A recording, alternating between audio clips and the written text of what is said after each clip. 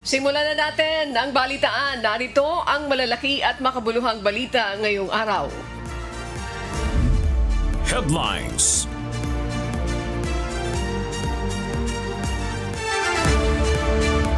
National News. Abiso sa mga motorista makalipas ang tatlong magkakasunod na linggo ng oil price rollback mula nang sumiklab ang giyera sa gitnang silangan noong February 28. Posibleng magpatupad ng dagdag bawas sa presyo na ang mga kumpanya ng langis ngayong linggo mula April 28 hanggang May 4.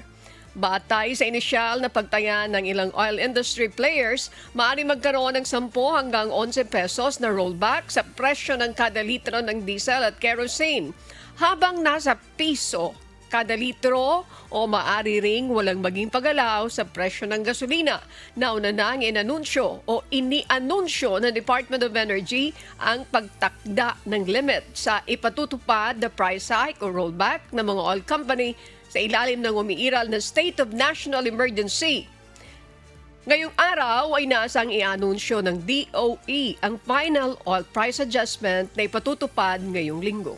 Hataw Balita ngayon. Nakakapag-secure ang Department of Energy at Philippine National Oil Company ng 21,000 metric tons ng liquefied petroleum gas o LPG mula sa United States. Bahagi ito ng hakbang ng pamahalaan upang masiguro ang sapat na supply ng LPG para sa mga bahay at negosyo sa gitna ng global oil volatility. Inaasahang darating ang shipment mula May 20 hanggang 31 at ibababa ito sa Batangas upang madagdagan ang inventaryo ng LPG. Kasunod ito ng pansamantalang pagsuspinde ng excise tax sa LPG at kerosene na layong magpababa ng presyo at magbigay ginhawa sa mga consumer. Hataw Balita ngayon. Umabot na sa mahigit 1 milyong mga public utility drivers sa buong bansa ang nabigyan na ng tig 1,500 o tig 5,000 pesos na cash relief assistance mula sa Department of Social Welfare and Development. Batay sa latest report ng DSWD as of April 25, 2026, sa ngayon ay mayroon ng kabuang 1,130,333 na mga PUB drivers nationwide ang nabigyan na ng tig 5,000 pesos na cash assistance. Kinapapalooban ng mga ito ng mga tricycle drivers, PUJ drivers, Transport Network Vehicle Service o TNVS, gayon din ng mga motorcycle taxi riders at service delivery riders. Ayon sa DSWD, sa ngayon ay tuloy-tuloy pa rin ang isinasagawa nilang pamamahagi ng ayuda upang maabot ng tulong ang mga PUB drivers na lubang apektado ng krisis sa mataas na presyo ng langis. Hataw Balita ngayon.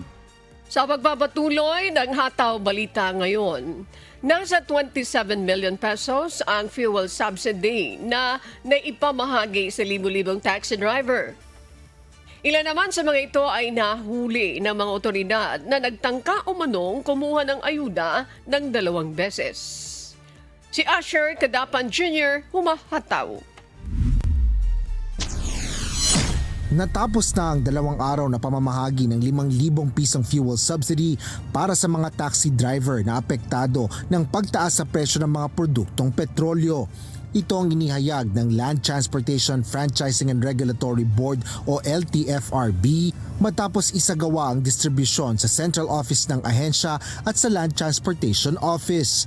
Ayon kay LTFRB Chairman Attorney Vigor Mendoza II, umabot pa ng hanggang alas 9 ng gabi ang distribusyon nito noong Sabado. Ito ay upang matiyak na lahat ng mga kwalipikadong benepisyaryong nagpunta sa distribution areas ay makatatanggap ng tulong pinansyal mula sa pamahalaan. Sa datos ng LTFRB, nasa 2,000 taxi drivers ang nakakuha ng tig 5,000 pisong ayuda sa unang araw ng pamamahagi nito noong Biyernes, habang mahigit 5,000 at 400 tsuper naman ang nakakuha sa ikalawa at huling araw ng fuel subsidy distribution.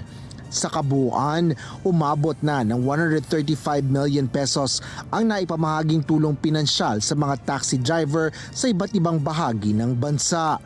Samantala, kasabay ng pamamahagi ng ayuda, 10 taxi driver ang nahuli ng LTFRB matapos na magtangka umanong kumuha ng fuel subsidy ng 2 beses.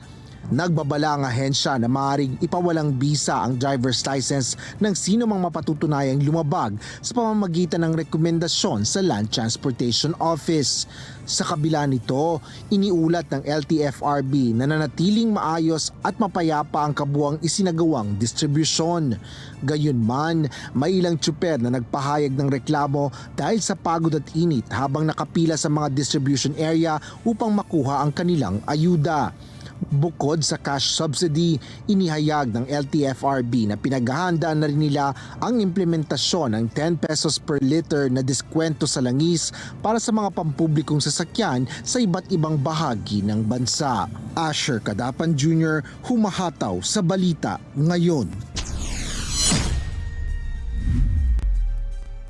Aabot na sa 200 at 70 mga gasolinahan sa buong bansa ang pansamantalang nagsara. Bunsod ng nagpapatuloy na suliranin sa supply at presyo ng langis sa global market. Ayon sa PNP, batay sa kanilang latest monitoring as of April 26, mayroon ng mahigit sa 200 gasoline station ang nagsara habang ang iba naman ay mayroong mga paglabag gaya ng hoarding at profiteering. Sabi ng PNP, ilan sa mga ito ang sinampahan na ng reklamo habang patuloy naman ang investigasyon sa iba pang mga paglabag. Isa ang PNP sa mga law enforcement agency na katuwang ng Department of Energy sa pagmomonitor ng supply at presyo ng langis sa gitna ng umiiral na energy crisis sa ngayon. Hataw Balita Ngayon. Muling tiniyak ni Pangulong Ferdinand Marcos Jr. na hindi pababayaan ng kanyang administrasyon ang ibang mahalagang programa ng pamahalaan kahit pa humaharap sa ngayon ang bansa sa krisis sa enerhiya. May hataw na balita si Nel Maribuhok. Siniguro ni Pangulong Ferdinand Marcos Jr. na hindi titigil ang pamahalaan sa pagpapatupad ng mga mahalagang programa para sa mamamayan. Sa gitna ito ng kinakaharap na hamon ng bansa dahil sa gulo sa gitnang silangan kung saan tumaas ang presyo ng produktong petrolyo. Sa kanyang bagong vlog, sinabi ng Pangulo na tuloy-tuloy ang trabaho ng gobyerno upang matiyak na naaabot ng serbisyo ang bawat Pilipino. Kahit mabigat ang krisis natin sa enerhiya, ang trabaho ng gobyerno ay hindi maaaring doon lang tumigil. Patuloy ang paggawa ng mga kalye at daan, patuloy ang pangangalaga sa mga may sakit, sa mga estudyante. Hindi pwedeng huminto ang pagpuksa sa krimen.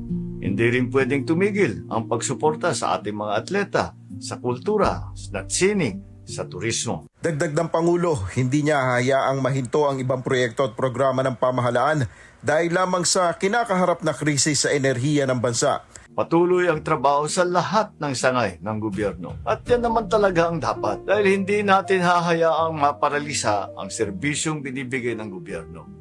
Ano man ang problemang hinaharap. Binigyan din ng Pangulo na kabilang sa mga prioridad ng administrasyon ang pagbibigay ng disenteng tahanan sa bawat pamilyang Pilipino sa pamamagitan ng Pambansang Pabahay para sa Pilipino Program o 4PH.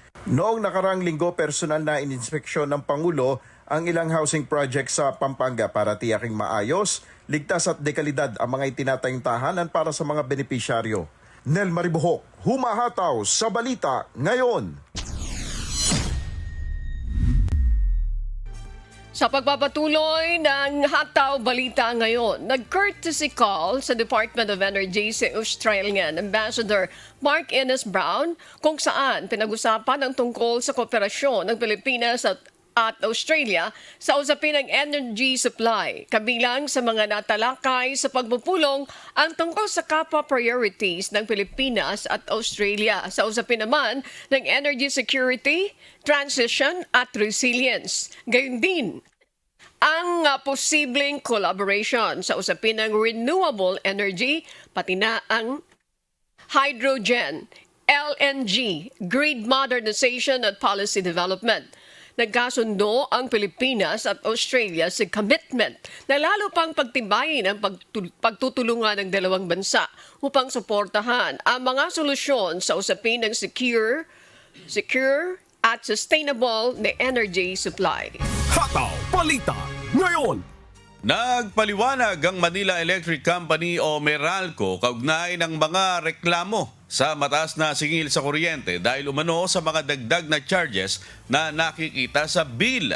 Ayon sa kumpanya, ito ay mga pass-through charges na hindi na pupunta sa Meralco kundi bahagi ng mga programang ipinatutupad ng pamahalaan. May hataw na balita si Joan Nano.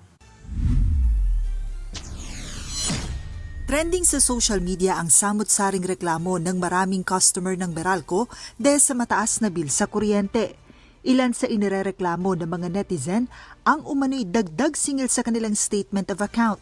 Kabilang sa pinuna ng mga ito ang charges gaya ng lifeline rate at iba pang subsidy components.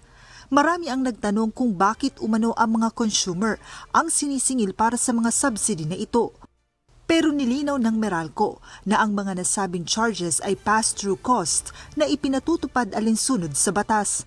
Paliwanag ni Meralco Vice President Joe Saldariaga, ito ay direktang inireremit sa pamahalaan at hindi masasabing kita ng electric company. Hindi po ito dagdag singil ng Meralco. Ang Lifeline Rate Subsidy Program ay isang programa ng gobyerno para tulungan ang mga kababayan nating kapos sa buhay na makabayad ng kanilang kuryente. Ang Lifeline Rate ay isang socialized pricing mechanism na nakasaad sa Republic Act 11552 o Lifeline Rate Law. Ito ay subsidiyang nakatutok sa mga low-income households, kabilang ang mga benepisyaryo ng Pantawid Pamilya Pilipino Program o 4Ps. Sa ilalim ng bagong implementasyon ng Lifeline Subsidy Program ngayong Abril, ang mga kwalipikadong 4Ps beneficiaries at marginalized households na may konsumo na 50 kWh o mas mababa ay makatatanggap ng 100% discount sa kanilang electricity bill. Samantala, may mga diskwento rin para sa may mas mataas na konsumo. 35% ang discount para sa mga kumukonsumo ng 51 hanggang 70 kWh habang 20% naman para sa mga gumagamit ng 71 hanggang 100 kWh. Ito po ay nakasaad sa batas. Layunin nito na mabigyan ng diskwento ang mga low-income households tulad ng mga benepisyaryo ng 4Ps o mga nasa ilalim ng poverty threshold. Ipinaliwanag din ng Meralco na sa sistemang ito, ang mga hindi kwalipikadong consumer ay may maliit na ambag upang masuportahan ng mga benepisyaryo. Yung mga kwalipikado sa Lifeline Rate ay nakakakuha ng discount sa kanilang electric bill. Samantalang ang ibang consumer naman ay may maliit na kontribusyon. Sa ngayon, 1 centavo per kilowatt hour po para masuportahan ang programa. Dagdag pa ng kumpanya, hindi lamang lifeline rate ang kabilang sa pass-through charges. Kasama rin dito ang mga subsidy para sa senior citizens, feed-in tariff para sa renewable energy at iba pang energy programs ng pamahalaan. Iginiit din ng Meralco na ang mga singil sa bill ay malinaw na naka-itemize upang ipakita sa mga customer kung saan napupunta ang kanilang binabayaran. Importanteng pong tandaan na ang halagang ito ay hindi napupunta sa Meralco. Ito ay isang pass-through charge. At hindi lang po sa Meralco ito, lahat ng distribution utilities at electric co-ops sa buong bansa ay nagpapatupad din po nito. Samantala, binigyang diin ng kumpanya na ang pinakamalaking factor sa paggalaw ng electricity bill ay ang generation charge o ang halaga ng kuryenteng binibili mula sa mga supplier na umaabot sa mahigit kalahati ng kabuuang singil. Sa kabila ng mga paliwanag na ito, hinihikayat ng Meralco ang mga customer na may mga tanong o pag-aalinlangan sa kanilang bill na makipag-ugnayan sa kanilang mga customer service channel para sa mas malinaw na paliwanag at tulong. Joan Nano, humahataw sa balita ngayon. Tumutulong na ang technical team ng Japan International Cooperation Agency para sa mas epektibong mga pamamaraan upang tuluyan ng maapula ang apoy mula sa nasusunog na sanitary landfill sa Navotas. Noong Biyernes, nakipagpulong na ang Navotas local government sa technical team ng JICA kung saan nagkaroon ng field demonstrations para sa mas epektibong fire suppression at slope stabilization. Batay sa kanilang rekomendasyon, dapat ituon ang suppression operation sa mga slope ng landfill mula ibaba pa itaas dahil sa mga bahaging ito pangunahing pumapasok ang oxygen. Patuloy rin ang ginagawang pagtatambak ng lupa at compaction operation sa landfill. Sa ngayon, nananatili pa rin may apoy sa malaking bahagi ng landfill na siyang pinagmumulan ng makapal na usok na nakakaapekto sa air quality sa Metro Manila. Hataw Balita ngayon. Umabot na sa hanggang Pasay City ang maruming kalidad ng hangin na dulot ng nasusunog na landfill sa Navotas City. Sa isang video na ibinahagi kagabi ng Barangay 136 Zone 15, Pasay City, kita ang mausok na paligid. Sa may area malapit sa Mall of Asia Arena, inihikayat ng Pasay City Disaster Risk Reduction and Management Council ang mga residente na gawin ang ibayong pag-iingat bunsod ng poor air quality dahil sa nasusunog na landfill. Pinag-iingat ang mga residente sa posibleng hirap sa pag-inga, high irritation, pag-ubo at pangangati ng lalamunan, sakit ng ulo at pagkahilo. Pinapayuhan ang lahat na magsuot ng face masks bilang proteksyon, uminom ng maraming tubig at iwasan na lumabas kung hindi naman kinakailangan. Hataw Balita ngayon. Muling inatasan ng Department of Environment and Natural Resources Environmental Management Bureau ang lahat ng regional office nito para bisitahin ang mga sanitary landfill sa bansa. Layo ng naturang inspeksyon na matingnan kung nasusunod ba ng mga ito ang mga lituntunin para sa ligtas na pagtatapon ng basura. Ayon kay DNR Secretary Juan Miguel Cuna, ito ay upang hindi na maulit ang nangyaring insidente sa Navotas Sanitary Landfill na higit 2 linggo nang nasusunog dahil sa hinihinalang methane gas na maaring itinapon kasama ng mga basura. Sa ngayon, may mga lungsod sa Metro Manila ang nakararanas ng very poor air quality dahil sa maruming usok mula sa nasusunog na landfill sa Navotas City. The Environmental Management Bureau National Office already issued a directive to all regions, all EMB regional offices to make a complete and thorough validation of the different landfills that are operating throughout the country. We wanted to ensure compliance and they have just recently submitted their reports. There are many, of course, that are compliant, but there are those that have a lot of improvement and notices of violation have been already issued. Hataw Balita ngayon. Ayan, siguro talagang dapat ng suriin yung ng DNR yung mga sanitary landfill sa buong bansa. Tama yan. Dahil itong sa Navotas talagang matagal na to, hindi pa rin naayos o naapula yung apoy. May sinasabi, sinasabi daw, ito mayroon ako nakuhang information dito. Garbage problem in the Philippines is not due to lack of laws. Sinasabi, yung bansa natin, our country has one of the most comprehensive waste management laws not only in the country kundi in the world. So ibig sabihin, tayo may pinakamagandang waste management laws in the country and in the world. Pero nangyayari ito. What seems to be the problem? Ano ba talaga? Is it the implementing agencies na nagkakaroon ng problema dito? Kung may batas ka at hindi mo na-implement, mayroon kayong mga magagandang batas, it's not implemented well. So what seems to be the problem? Madali lang naman matukoy, di ba po? Hindi, kagaya nitong base dun sa initial na investigasyon, dahil dun sa pagtatapon ng methane gas. Kaya nagsimula yan, yung sunog dyan sa Navotas. Kasi yung methane gas, nagmumula kasi yung methane gas dun sa nabubulok na mga basura na pwede mag-create ng sunog o kaya, in halimbawa, the future. kagaya nito, matagal siyang nakatambak Yes. basura. Yung nabubulok. Kasi yun yung principle ng biogas. Yeah. Kasi Yung principle ng biogas. Yung, kumbaga, yung nabubulok na basura, yung singaw noon, yun naman yung ginagamit na pinaka-fuel sa mga biogas. Kaya may mga sa ibang lugar, sa ibang bansa, may mga set-up niyan sa kanilang bahay para hindi mag-create ng sunog. ng biogas. Hindi para maging yung basura nila maging source of fuel. Reusable, mapakinabangan pa rin. Yun yung Another principle product. nun. So, yun yung nangyari na sinasabi nga yung methane yung nanggaling doon sa mga nabubulok na Pero basura. that is preventable. Kapag maayos yan, di ba po? Yun nga ang tanong, bakit kailangan humantong doon? Kaya maganda yung punto na sinasabi ni Sherry na gagawin ng DNR na dapat lahat na ng mga ganyang tambakan ng basura, whether it's operational o hindi, dapat i-check na yun. Suriin. That's the problem, sabi nila. Ay, ano tayo, reactive doon sa mga problema. Hindi lang naman sa basura eh. Oo, sa...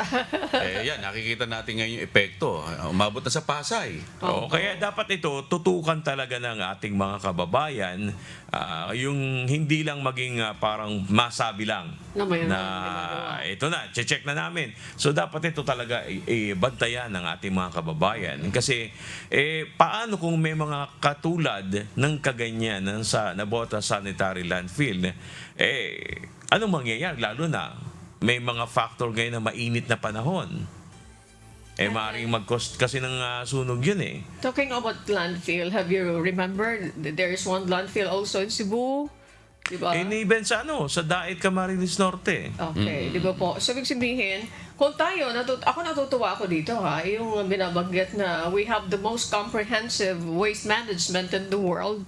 Baka kailangan i-revisit yan. Alamin kung saan tayo nagkukulang. Kasi napakaganda daw po ng batas natin. They have to check that again, revisit, and then find out. Maganda yung batas, kaya lang yung application. At saka hindi lang sa Pilipinas, sa buong bansa. Ayan, sige. And then what about this Republic Act number 9003? Revisit that. Ano ito? Explain nyo nga sa taong bayan para maintindihan naman natin ano ang ibig sabihin nito. Okay, sana we are saying that para hindi na maulit. Kasi yung epekto sa kalusugan ng ating mga kababayan. Kagaya mo. Kagaya ko na mayroon akong asthma, di ba po? At marami pang iba. Imagine, nasa Pasay na nakarating yan. So, again. Mayroon tayong magandang balita. Dagdag bawas. Ayan. Doon tayo sa bawas. Doon muna tayo sa bawas. Yung magandang balita, yung bawas. Doon muna. Dagdag bawas sa langis, additional supply ng LPG. Magandang balita yan. Umpisahan natin sa bawas. Bawas sa diesel. Diesel, Magkano yung yeah. bawas? 10 pesos, 11? 10 to 11 pesos per liter. That's very good because if I'm not mistaken, nakaka-3 beses na tayong may rollback, di ba po? And 2 this is digits, another- Maabot ng 2 digits. Pangatlo to, ang malaki. So this is the third time. That's a good news. What about the bawas? What about the dagdag? Dagdag para doon sa diesel o dagdag? Sa gasolina. Okay. So, ibig sabihin hindi, I see.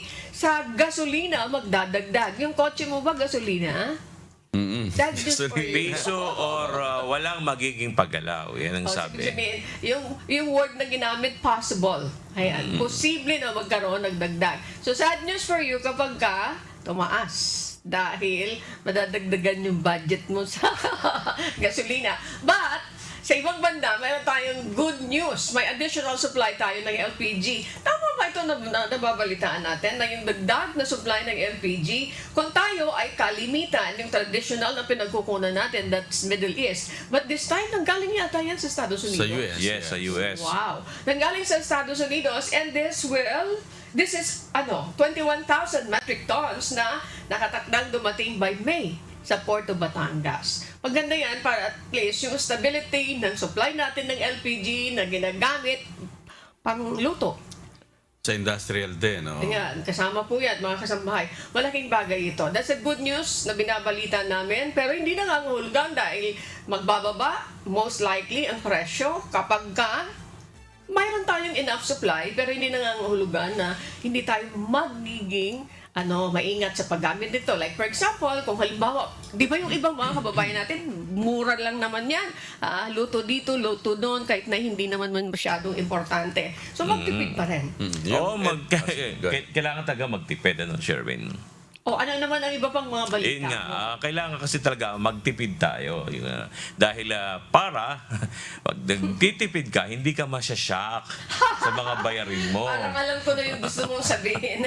Bakit ano ba yung Hindi, kaya nga na Shaq Bernard kasi nga nagtitipid na. And yet, yung pagdating ng bill ng kuryente, mataas pa din. Kaya nga taas, talaga nga kumbaga sa Sumisipa. literal na nagiinit ang social media last week pa no? O gawa ng maraming charges na Oo, nakikita kasi nga na naman, sa sabi nila, ano ba itong mga nagsulputan? Sa isang banda, maganda yung ginagawa ng Meralco Talagang nakalagay na. Oo, talagang pinapaliwanag nila, ipinapakita nila sa detalye ano-ano yung nakapaloob dun sa bill na sinisingil nila. Nakalagay doon, naka-indicate. Kaya naman, nagkaroon yung mga tao ng reaksyon na gano'n. Nakita kasi nila yung report ng Meralco. Etong, bakit gano'n? Bakit para pala kahit ito sa subsidiya sa mga yung mga 4-piece. Bakit sa amin sinisingil? Proyekto ang wikaya ng government. Bakit sa amin? Parang di naman kami informed, sabi ng isang netizen Yung kakilala ko na-shock Kasi yung last bill niya sa last month, 6,000 something lang. And then? Ngayon, almost 10,000. Wala naman dinagdag na appliance. Okay. Mayroon pa. Okay. Yung pinapaliwanag niyo yung Bernard na nalaman ng taong bayan kung saan na pupunta. I think it's good thing na na-emphasize na gusto ng Meralco kasi magagalit sa kanila most of the time yung mga mamamayan. Sa Meralco, laging nagagalit. Next time, hindi naman natin sinasabi na magalit kayo dahil ito nabunyag na. Ang importante, transparent yung Meralco. Okay? Nasa batas kasi yun And then, what will be the answer of the government patungkol dyan? Yung sinasabi ng tao na ito, bakit sa amin nyo ito sinisingil? I think somebody from the government should explain kasi that. nasa batas daw yun. Ayan. Okay, dito ito kinukuha for the following reason. 1, 2, 3, 4. Huwag kayong magalit. Siguro explain yan. Otherwise, hindi naman natin maiiwasan na magalit talaga yung tao kapag hindi nila maintindihan. Sabi nga ni Sherry, talagang pagka nagtitipid ka tapos bigla ang may nadagdag sa bayarin mo. Ito Di bali kung konti lang, Talagang laki. masyasya ka. Ito kasi ang sinasabing gastos na kahit i-avoid mo, hindi mo ma-avoid. Panahon, napakainit. Pwede bang umiwas ka at magtipid ka? Hindi ka maglalagay ng electric fan? Baka hapuin ang gusto yung mga apo mo o kaya kung mayroon maliit na bata sa bahay, saan ka mag-stay? Sa puno ng kahoy? Sa ilalim ng puno. Sa ilalim ng Wala naman po ng kahoy dito sa sa ilalim ng tulay. So, ibig sabihin, hindi mo ma-avoid yung pagkonsumo mo ng elektrisidad. Dahil kailangan, lalo na sa panahon ngayon na napakainit. Kaya talagang maraming tumaas ang kilay. Sabi nga, pati ang wika may system loss. Ito ikang mga netizen, kaya sabi ng isang netizen, kaya kayo yung mga nagnanakaw sa kuryente na yan, dapat nire-report sa Meralco Kasi yung ninanakaw nila, sa atin sinisingil ng mga lihitimong nagbabayad ng nakametro talaga. Tumpak. Kasi lahat tayo nagko-contribute. Sabi niya, system loss, ang laki. Yung isa kasi, pinakita niya ang laki ng system loss. Kaya sabi niya, kaya mga magnanakaw ng kuryente na yan, dapat nire-report natin sa Meralco. Meron namang hotline number yung Meralco Okay, siguro at this point, marami kang makukuha mga negative reaction because of that. And bigyan din natin ng pagkakataon na ma-explain ng gobyerno kung bakit ito ginagamit.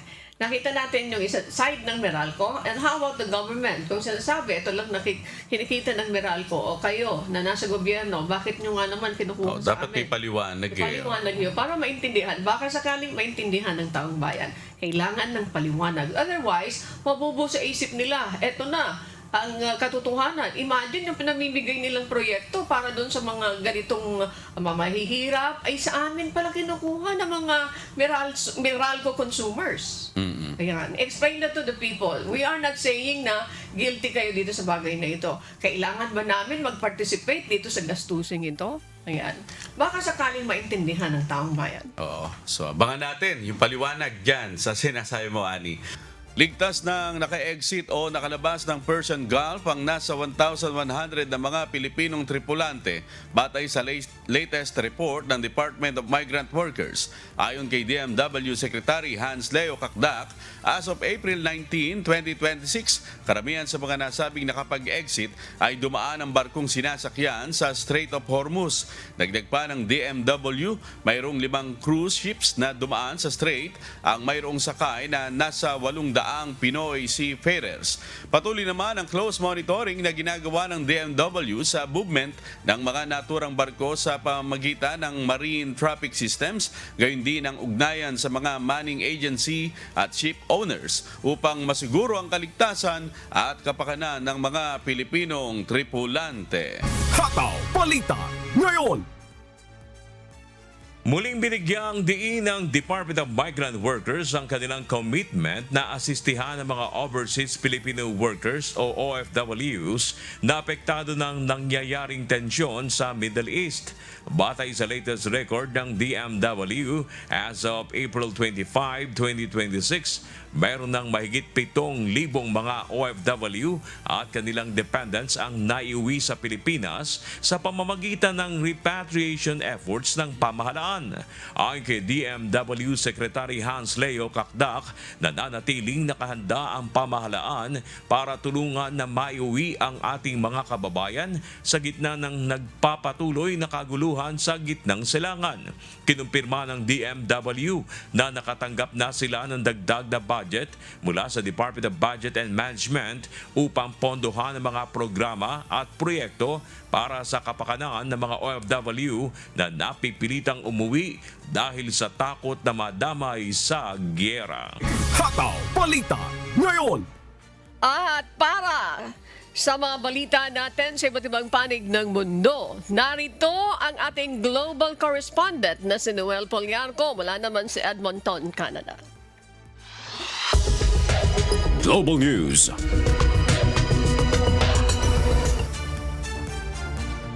Yes, magandang umaga sa iyo, Ani, at sa ating mga kasangbahay.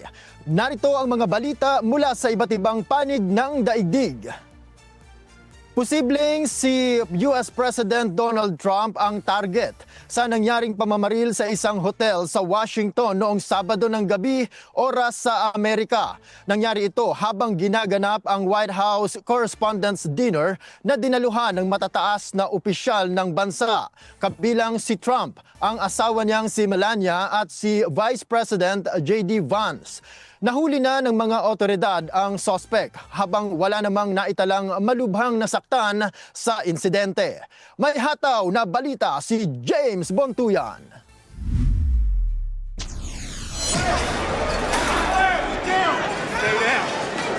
Ligtas si US President Donald Trump, First Lady Melania Trump at iba pang matataas na opisyal ng Amerika matapos ang pamamaril habang ginaganap ang White House Correspondents' Dinner sa isang hotel sa Washington noong Sabado ng gabi. Agad na nilikas ng Secret Service agents ang Pangulo habang ang mga dumalo ay nagtakbuhan at nagtago sa ilalim ng mga mesa sa gitna ng kaguluhan. Nagsimula ang insidente na magpaputok ng baril ang isang lalaki sa isang security checkpoint malapit sa entrance kung saan ginaganap ang event. Naaresto ang suspect na kinilalang si Cole Thomas Allen, 31 anyos mula sa California. Base sa paunang investigasyon, posibleng nag-iisa ang suspect at walang kasabwat sa pamamaril. He was in my opinion, a sick person. Who would do that but a sick person? They seem to think he was a lone wolf, and I feel that too. Ayon pa sa mga investigador, maaaring target ng suspect ang mga opisyal ng administrasyon, kabilang na ang Pangulo. Para kay Trump, hindi na bago ang ganitong insidente. You look at this great violence with all countries. I was talking to somebody from another country today, and they have numerous assassinations of political figures all over the world. You look at South America, it's like some of the numbers are just horrific. It's dangerous stuff, whether it's here or someplace else. No country is immune, no country. So, when you do things like that, you become a target. If I wasn't doing that, I guess I'd be a lot less of a target, but I'm honored. Sinabi naman ng mga otoridad na hindi pa ganap na malinaw ang motibo ng suspect at hindi rin ito nakikipagtulungan sa investigasyon. Pinaniniwalaang nanatili sa nasabing hotel ang suspect na bumiyahe mula Los Angeles, dumaan sa Chicago bago tumungo sa Washington, D.C. Lumabas din sa investigasyon na armado ang suspect ng shotgun, handgun at ilang matatalim na sandata nang isagawa ang pag-atake. A man charged a security checkpoint armed with multiple weapons. And he was taken down by some very brave members of Secret Service, and they acted very quickly. Isa sa mga security personnel ang natamaan ng bala, ngunit nailigtas dahil sa suot nitong bulletproof vest at na-discharge na mula sa ospital. Dahil sa insidente, pinuna ng ilan ang seguridad sa venue matapos malusutan ng suspect ang ilang checkpoint. Kaugnay nito, binigyang diin ni Trump na hindi na sana nangyari ang insidente kung sa White House idinaos ang event. We looked at all of the conditions that took place tonight, and I will say, it's not a particularly secure building. And I didn't want to say this, but this is why we have to have all of the attributes of what we're planning at the White House. It's actually a larger room, and it's much more secure. It's drone-proof, it's bulletproof glass. We need the ballroom. Ayon sa Pangulo, ang naturang pasilidad ay may pinakamataas na antas ng seguridad at nasa loob ng pinaka-secure na lugar sa mundo. Iginiit din niya na matagal nang hinihiling ng mga pinuno ng Amerika ang pagtatayo ng mas ligtas na venue para sa mga high-profile event. Hindi ito ang unang pagkakataon na naging target ng pag-atake si Trump. Noong 2024, nasugatan siya sa tenga matapos barilin ng isang campaign rally sa Pennsylvania at sinundan ito ng isa pang insidente sa kanyang golf course sa Florida. Nakataktang sampahan ng kaso ang suspect at patuloy ang masusing investigasyon upang matukoy ang buong motibo sa likod ng insidente. James Bonduyan, humahataw sa balita ngayon. Nagdulot ng pangamba para sa seguridad ni King Charles ang insidente ng pamamaril nitong weekend sa Washington. Nakatakdang magtungo sa White House ang British monarch ngayong Lunes, April 27, para sa isang state visit. May hataw na balita si Jack De Ocampo.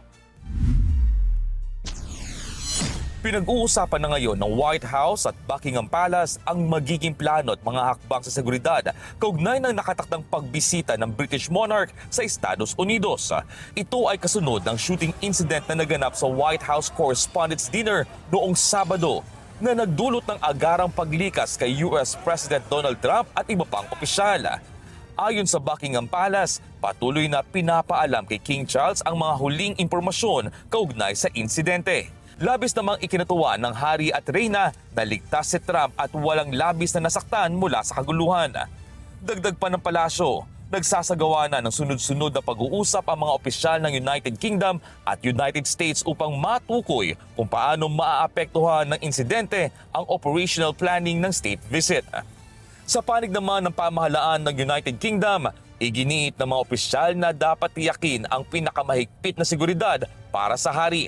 Ayon kay UK Prime Minister Keir Starmer, kinukundina nila ang nasabing insidente at binigyang diin na ang ganitong uri ay hindi katanggap-tanggap. Sinang-ayunan din ito ng iba pang leader sa United Kingdom na nananawagang mas paigtingin ang seguridad habang nagpapatuloy ang mga diplomatikong gawain. Sa kabila ng mga pangamba, inaasahang magpapatuloy ang pagbisita ni King Charles at Queen Camilla sa United States. Bahagi ng 4 na araw na biyahe ang pagkataguyod ng mas matibay na ugnayan sa pagitan ng United States at United Kingdom na may matagal ng partnership sa larangan ng seguridad, ekonomiya at diplomasya.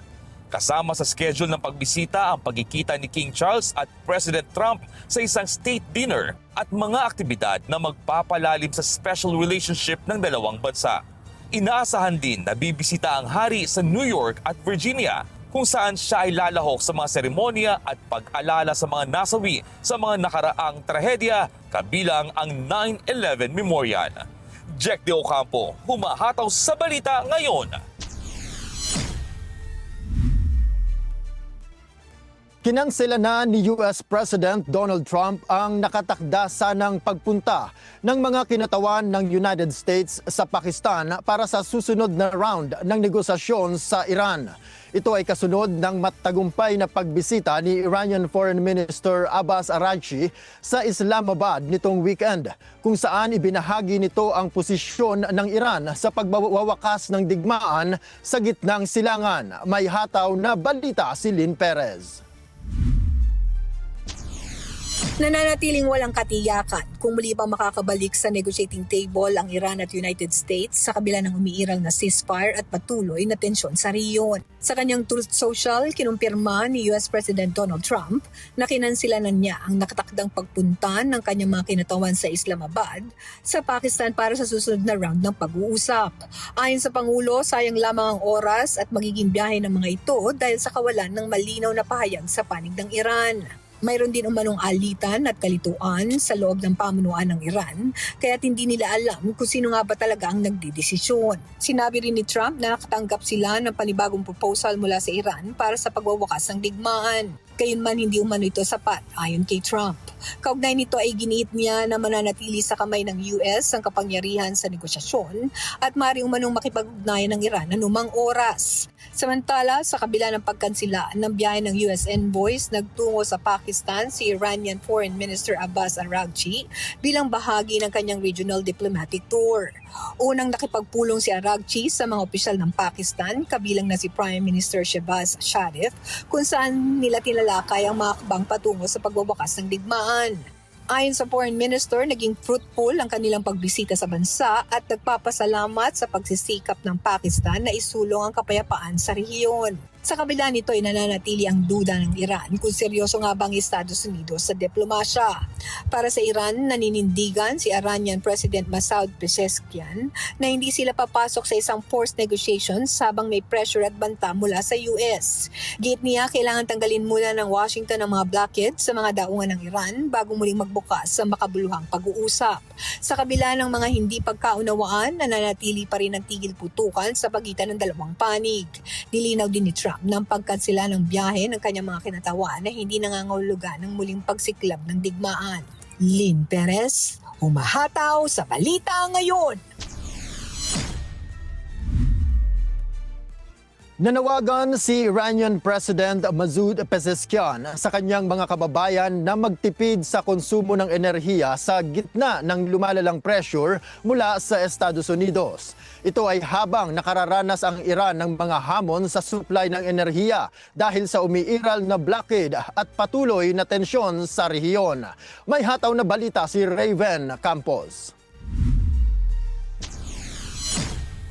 Hinikayat ni Iranian President Masoud Pezeshkian ng publiko na magtipid sa kuryente at enerhiya upang maiwasan ang posibleng krisis sa supply ng langis at kuryente sa bansa. Ayon sa Pangulo, bagaman wala pa namang malawakang power outage sa kasalukuyan, nananatiling nanganganib ang sistema ng enerhiya ng Iran dahil sa mga limitasyon na dulot ng US naval blockade. از مردم عزیزمون که الان آماده‌اند و در صحنه اینجا هم گفتم یه درخواست ساده داریم این که مصرف خودشون رو در برق و انرژی بیارن پایین. فعلا ما نیاز به فداکاری این عزیزان نداریم ولی نیاز به کنترل مصرف داریم. تو خونه به جایی که 10 تا چراغ روشن بشه 2 تا چراغ روشن بشه چه اشکالی داره؟ Binigyan din ni Pezeshkian na mahalaga ang kooperasyon ng mga mamamayan upang mapanatili ang matatag na supply ng enerhiya sa gitna ng patuloy na tensyon sa rehiyon. Ayon sa kanya, layon umano ng Amerika at ng mga kakampi nito na pahinain ang Iran sa pamamagitan ng panggigipit sa mga economic corridors nito at pagtarget sa mahalagang infrastruktura ng bansa. اینا زیرساخت ما رو زدن.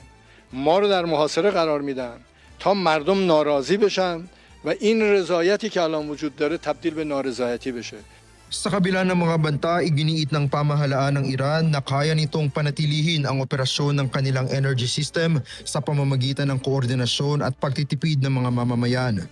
Ayon sa mga eksperto, umaasa ang Iran sa natural gas para sa halos 80% ng kanilang produksyon ng kuryente at dinaragdagan ito ng mas mababang uri ng fuel sa mga lumang power plants. Gayunman nananatiling hamon ang lumang infrastruktura, kakulangan sa pamumuhunan at ang epekto ng mga international sanctions na humahadlang sa pag-unlad ng kanilang energy sector. Bago pa man ang kasalukuyang tensyon, nakararanas na ang Iran ng mga power outage lalo na sa mga panahon ng matataas ang demand, partikular tuwing tag-init at taglamig. Dahil dito, patuloy na naglulunsad ng mga kampanya ang pamahalaan upang hikayatin ang publiko na magtipid sa konsumo ng enerhiya bilang bahagi ng pangmatagalang solusyon sa problema. Raven Campos, humahataw sa Balita Ngayon. Posibleng muling umusad ang usapang pangkapayapaan sa gitna ng patuloy na digmaan sa pagitan ng Ukraine at Russia. Inianunsyo ni Ukrainian President Volodymyr Zelensky na handa ang kanyang bansa na makipagpulong sa Russia para sa negosasyon na posibleng idaos sa Azerbaijan. Kasunod ito ng kanyang pagbisita sa naturang bansa kung saan nilagdaan ang mga kasunduan sa depensa at enerhiya kasama si Azerbaijan President Ilham Aliyev. Si Gerald Moral humahataw.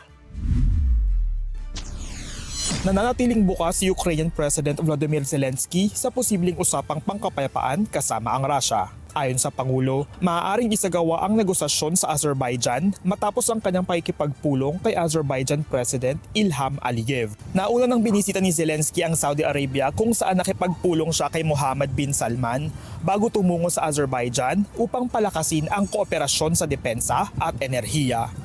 Bahagi ng layunin ng kanyang biyahe ang pagpabahagi ng karanasan ng Ukraine sa pagprotekta ng kanilang himpapawid laban sa mga drone at missile attack ng Russia.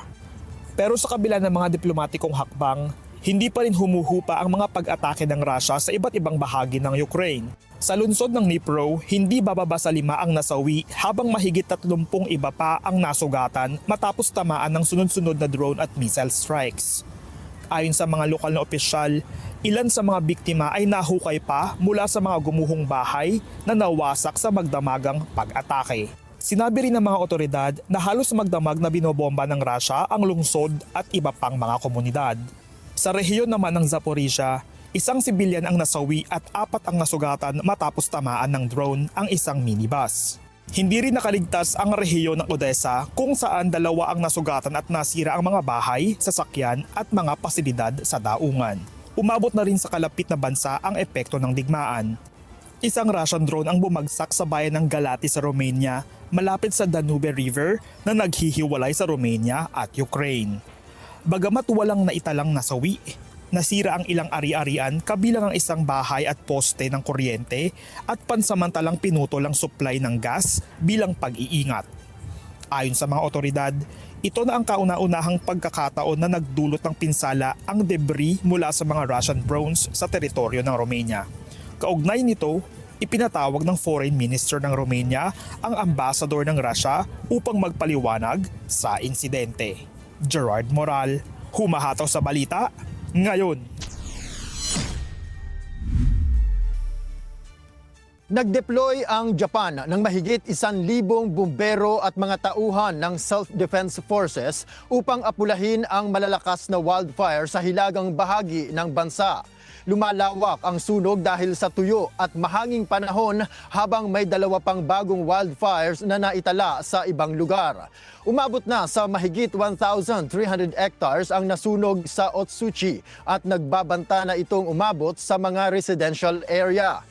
Dahil dito, pinalawak ang evacuation orders na nakakaapekto na sa libo-libong residente. Patuloy rin ang investigasyon sa sanhi ng sunog. Hataw Balita ngayon! Aprobado na ng World Health Organization o WHO ang unang malaria treatment na espesyal na disenyo para sa mga bagong silang na sanggol. Napatunayang pasok sa international standards ang kalidad ng gamot na Artemether Lumefantrine at tiyak na ligtas at epektibo para sa mga sanggol. Layunin nitong matugunan ang pangangailangan ng milyong-milyong sanggol sa mga bansang may mataas na kaso ng malaria, lalo na sa Afrika. Ayon sa WHO, mahalagang hakbang ito sa paglaban sa malaria na patuloy na kumikitil ng daan-daang libong buhay taon-taon.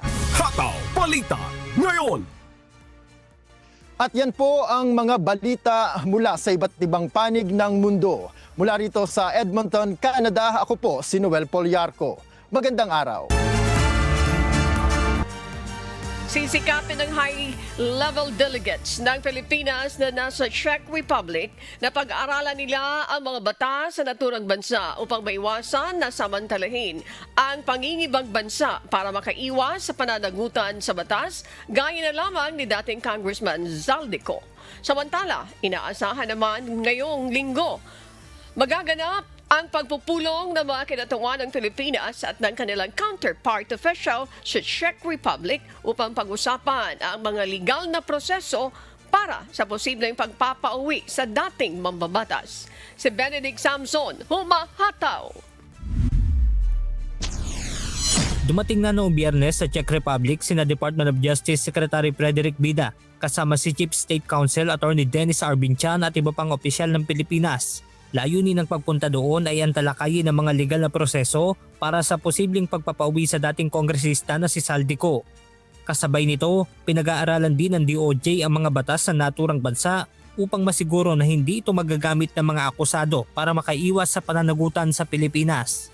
Batis po natin ang ayaw naman po natin ay samantalahin o pagsamantalahan ng mga akusado sa isang kaso kriminal sa Pilipinas, yung konsepto ng mangingibang bansa na lang ay hindi na mananagot sa batas sa Pilipinas. Ayon sa kalihim, isa pa sa dapat mapaigting ay ang mga hakbang kontra sa malayang pagtawid ng isang akusado sa mga European border na nagpapahirap sa pagtunton dito. Challenging would be, siyempre, we need to deal with and respect the authorities of other sovereign states. No?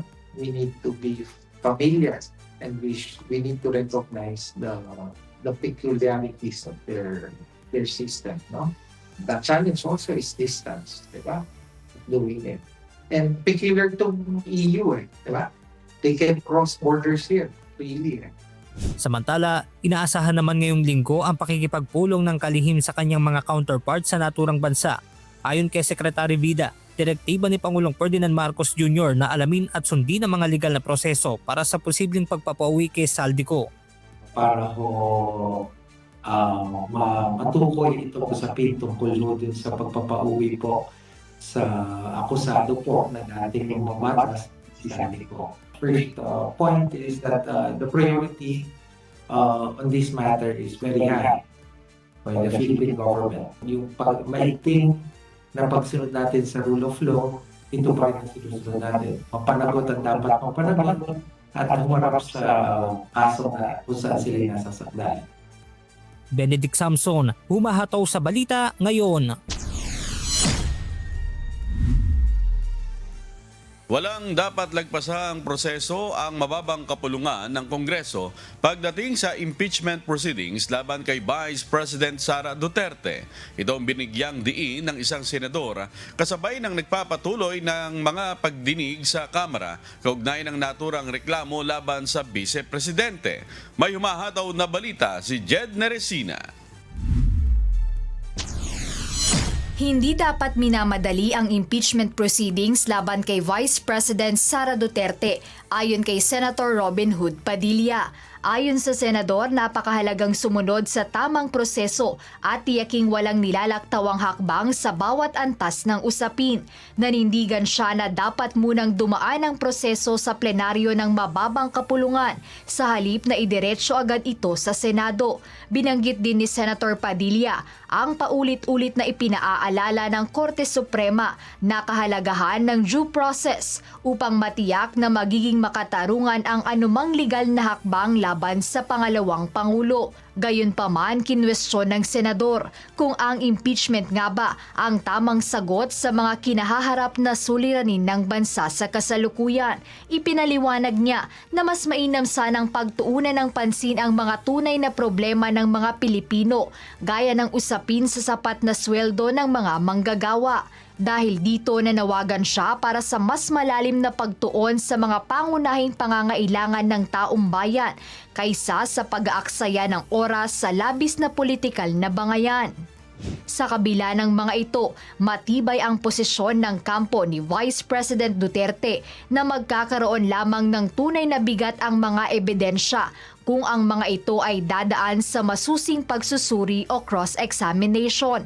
Binigyang diin ni Attorney Sheila Sison, isa sa mga abogado ng Vice-Presidente, na ang ganitong proseso ay mangyayari lamang sa isang proper trial o formal na paglilitis sa ilalim ng Senate Impeachment Court. I think what's important for us to understand at this point is that a mere presentation of supposed evidence before a committee that is not authorized to conduct trial does not really amount to proof. And the reason for that is really simple.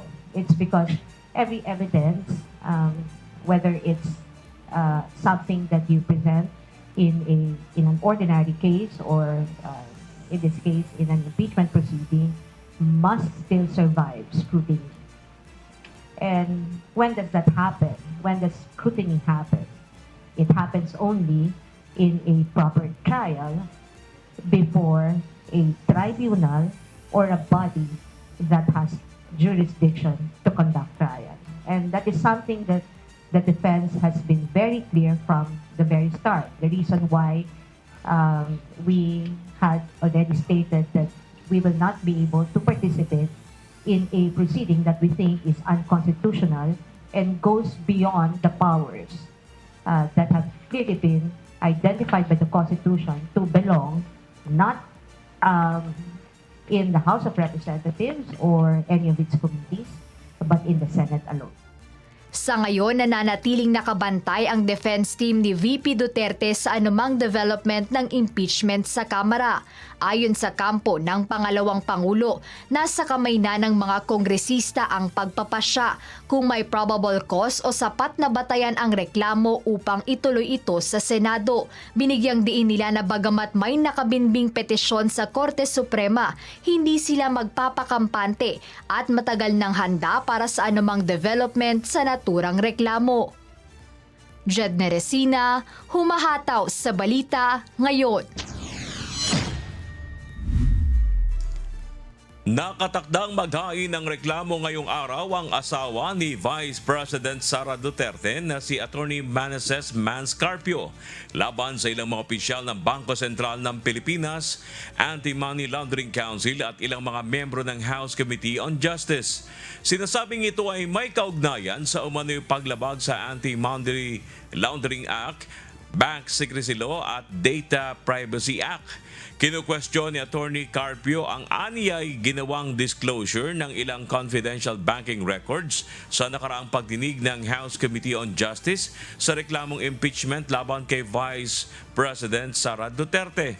Iginit ni Attorney Carpio ang mga naturang record na iprinisinta sa hearing ay pawang mga protected sa ilalim ng AMLAC, Bank Secrecy Law at ng Data Privacy Act. Paliwanag ni Attorney Carpio, ihahain niya ang reklamong hindi para ipagtanggol ang kanyang asawa o pamilya Duterte, kundi ito'y para maprotektahan ang banking at financial community, lalo na ang ating mga kababayan na walang masyadong kaalaman hinggil sa mga ganitong bagay.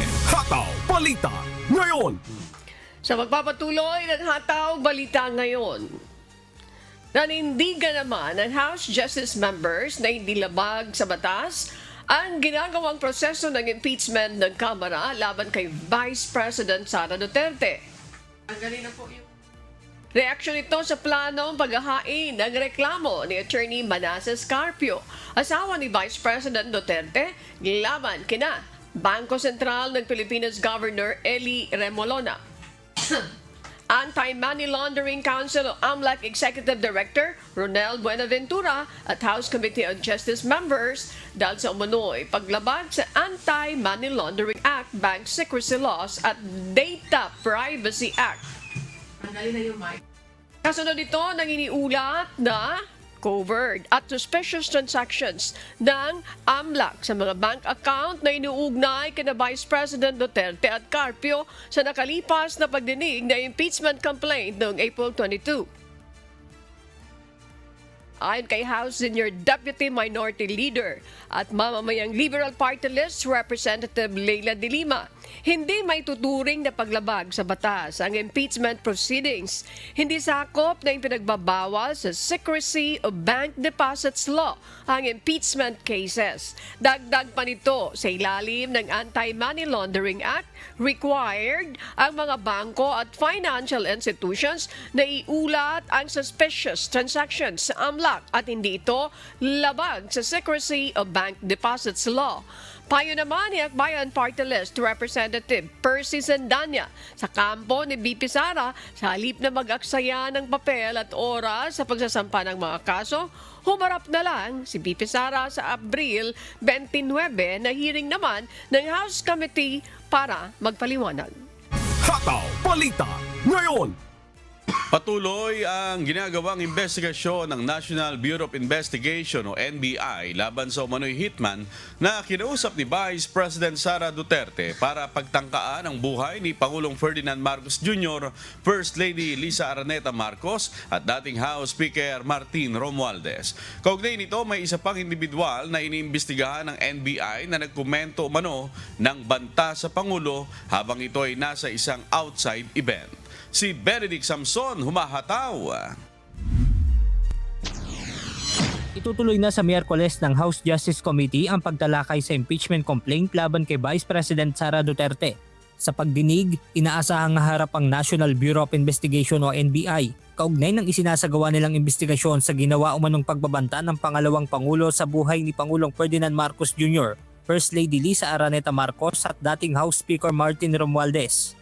Ayon kay NBI Director Atty. Melvin Matibag, nananatiling seryoso ang usapin sa kabila ng nauna ng pagtanggi ng Vice Presidente sa mga paratang.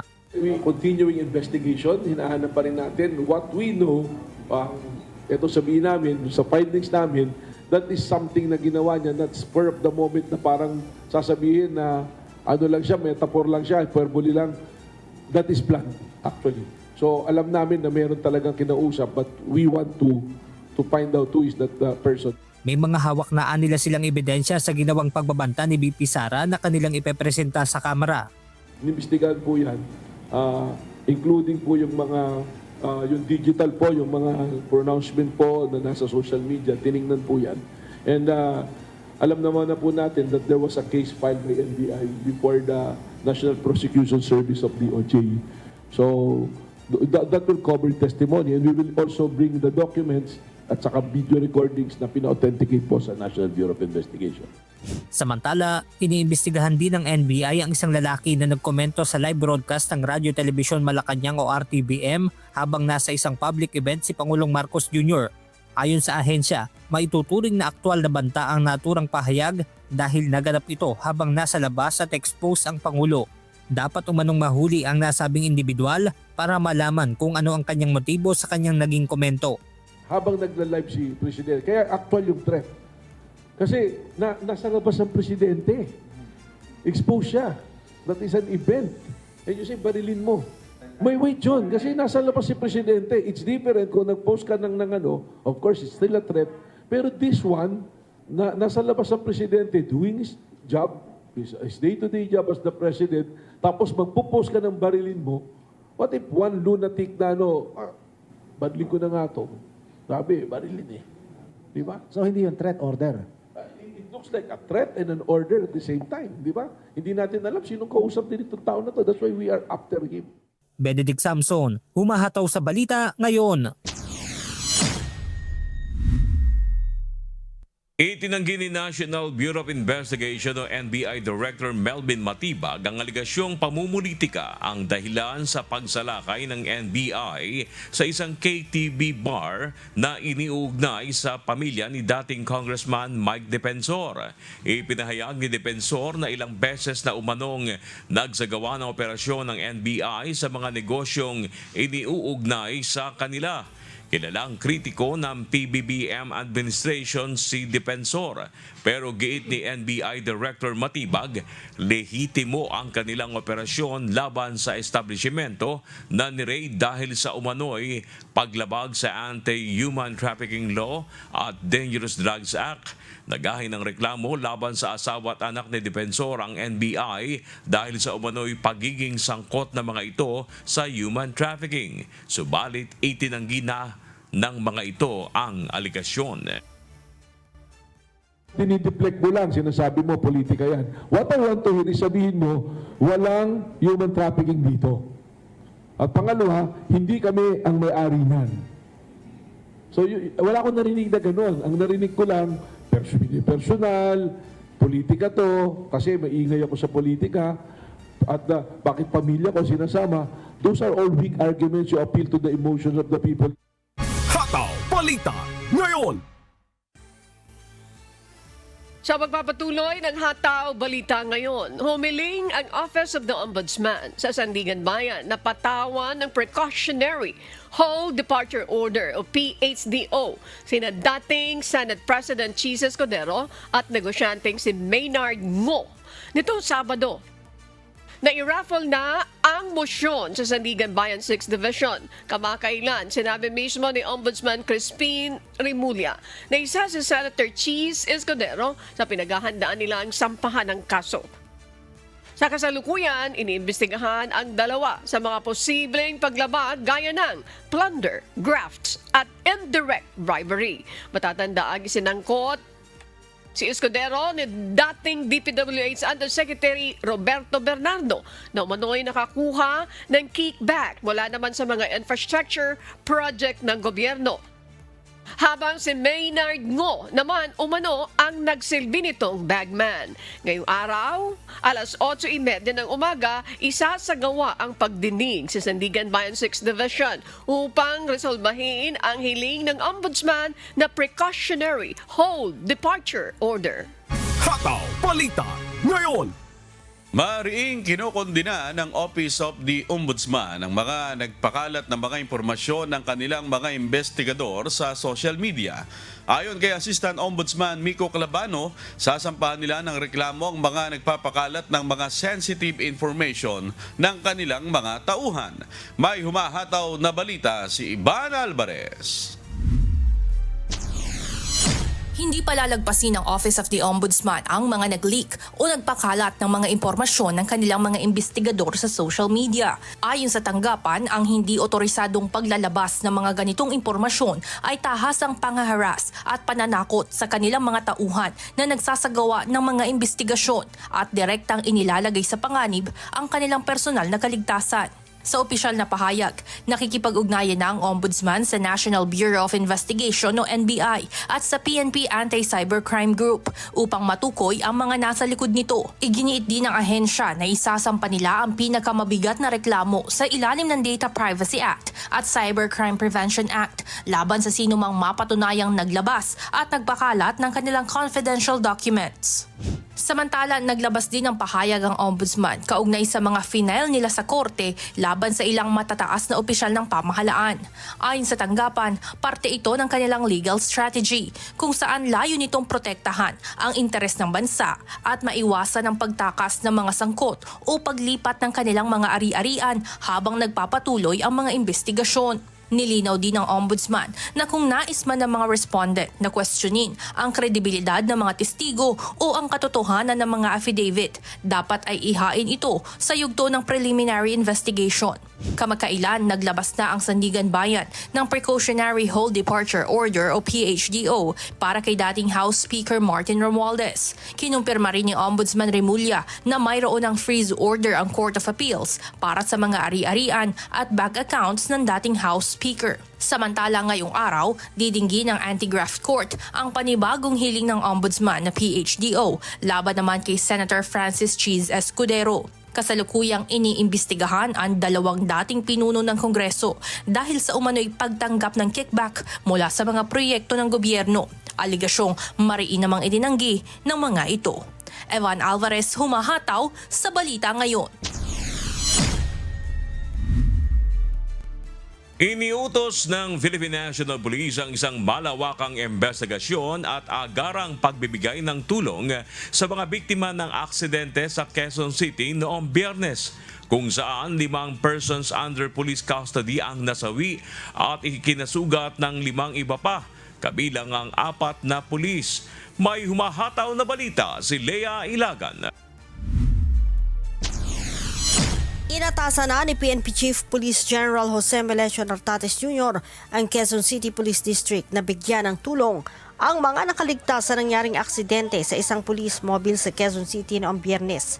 Sa nangyaring aksidente, 5 sa 6 na person under police custody ang namatay habang 5 din ang nasugatan, kabilang ang 4 na pulis. Ayon kay General Nartates, importanteng maibigay ang tulong na kakailanganin sa mga sugatan para sa kanilang medikal na pangangailangan. Nagpahayag din ng pakikiramay ang pinuno ng pambansang pulisya sa pamilya ng mga nasawi. Sa inisyal na investigasyon, lumalabas na nawala ng kontrol ang isang police mobile na may sakay na 6 na person under police custody at 4 na police na escort. Kaya bumangga ito sa isang konkretong pader sa kahabaan ng Payatas Road noong April 24 habang patungo sa Quezon City Jail. Isinugod sa ospital ang mga inmate, ngunit 5 sa kanila ang idineklarang dead on arrival ng attending doctor. Ang isang inmate ay nananatiling nasa kritikal na kondisyon habang ang mga pulis na binubuo ng isang master sergeant at 3 patrolman ay nagtamo ng iba't ibang sugat sa katawan. Inuutos na din ni General Nartate sa QCPD na pangalagaan ang ebidensya at magsumite ng agarang report upang matukoy kung sino ang may pananagutan. Leia Ilagan, humahataw sa balita. Ngayon, Kinumpirma ng National Task Force to End Local Communist Armed Conflict o NTF-ELCAC na mayroong 2 Filipino-Americans ang kabilang sa 19 na nasawi sa engkwentro sa Maitoboso, Negros Occidental noong April 19. Kinilala ang mga ito na sina Lyle Prejols at kay Dana Ren Surem. Ayon sa NTF-ELCAC, sinasabing konektado umano sa akbayan US si Prejols mula naman sa taong 2012 at dumating sa Pilipinas ngayong taon kasama si Sorem. Dahil dito muling giniit ng NTF-ELCAC ang kanilang pagkabahala tungkol sa sinasabing involvement ng ilang foreign nationals sa mga local armed group dito sa Pilipinas. Hataw Balita Ngayon. Samantala, naglunsad na ang Commission on Human Rights ng Independent Investigation hinggil sa nangyaring engkwentro noong April 19 sa Maitoboso, Negros Occidental kung saan 19 ang napatay kabilang na ang local journalist, student leader at 2 Filipino-Americans na hinihinalang mga miyembro umano ng New People's Army o NPA. Ayon sa CHR, may ugnayan na silang ginagawa sa mga civil society organizations, local authorities at security forces, kabilang na ang ilang pamilya para sa retrieval ng mga labi sa Maitoboso at Escalante. Batay po sa mga ulat, sinasabing nasawi ang mga ito dahil sa military encounter sa barangay Salamanca at mayroon umanong mga nasa isang mga pamilya ang na-displace o nawala ng tirahan dahil sa insidente. Nauna nang nanindigan ng Philippine Army na pawang mga armado at hindi mga sibilyan ang mga napaslang sa nasabing operasyon. Hataw Balita Ngayon. Binuksan na muli ngayong araw ng Lunes, April 27, ng EDSA Ortigas Interchange westbound para sa inaasahang muling pagdagsa ng mga motorista. Pero sa ngayon, tanging mga light vehicles muna ang papayagang dumaan sa bahaging ito. Isinailalim sa pagkukumpuni ang tulay sa may EDSA Ortigas Interchange at nagsagawa rin ng load testing.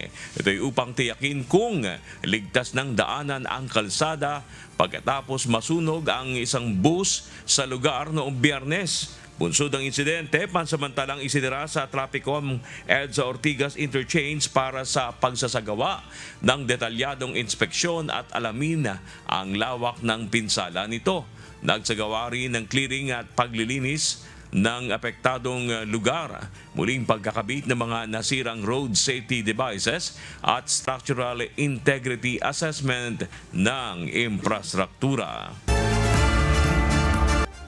Kabilang ang mga tripulanteng Pilipino sa mga apektado ng tensyon na nangyayari ngayon sa pagitan ng Amerika, Israel at Iran, kung saan ilan sa kanila ang lulan na mga barko na naglalayag sa mga tinaguriang conflict zones. Kamakailan inanunsyo ng Maritime Industry Authority o Marina ang paggawad ng extension sa validity ng mga dokumento ng mga Pinoy seafarer na apektado ng tensyon sa Middle East. At para pag-usapan ng tungkol sa bagay na yan, makakausap natin this morning si Director Louie de los Santos, ang spokesperson ng Maritime Industry Authority o Marina. Magandang umaga po, Director de los Santos. Salamat po sa inyong pagpapaunlak.